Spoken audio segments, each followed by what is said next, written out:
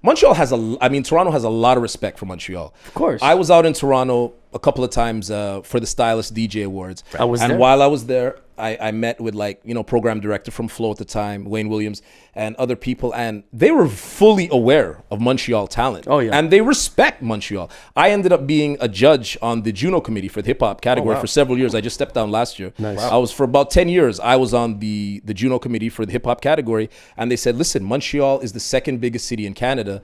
We're not getting submissions. We're not getting to hear enough representation from Montreal. We need more. So they pulled me on and they said, come on and let's bring in more Montreal talent because they respect Montreal. Absolutely. So for all you out there watching, Toronto got respect from Montreal because a lot of people feel that Toronto ain't got. It's not like that at all. They respect. And you know Montreal. what? Everybody starts somewhere. And interesting enough, Don was talking about the Stylist. First time I ever met Drake was at the Stylist Awards. Likewise, it's the first time I almost met Drake.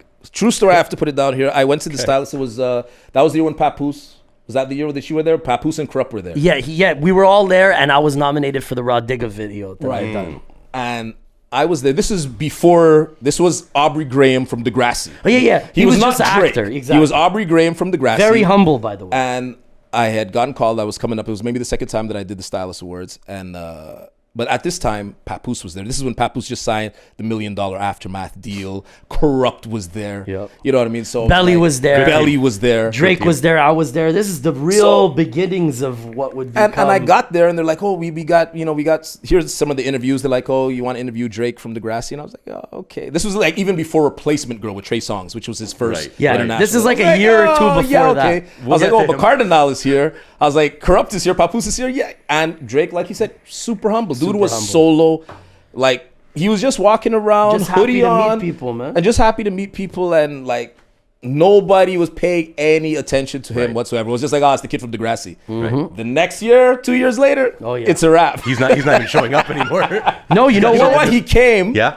At 1 year, I'm sure that you were there for that year also. I did the Guru tribute. Yes. I made a speech for Guru when he Yes. passed away. Yeah. And me and a bunch of Toronto guys performed different Guru songs. And Drake had just blown up. And that was probably the last time they've seen him on that was level. the last time. And I remember, and at that time there was no interviews anymore. The offers for interviews were no longer there. And he was leaving with what's the dude, Preem. In the Maybach. I think he came to say hi Toronto, I'm here now. Yeah. See me now. The year before, that goes to show what could happen in a year. 1 year. This dude was walking around in his hoodie the year before, and then when I saw him, he was leaving in the Maybach. Yeah.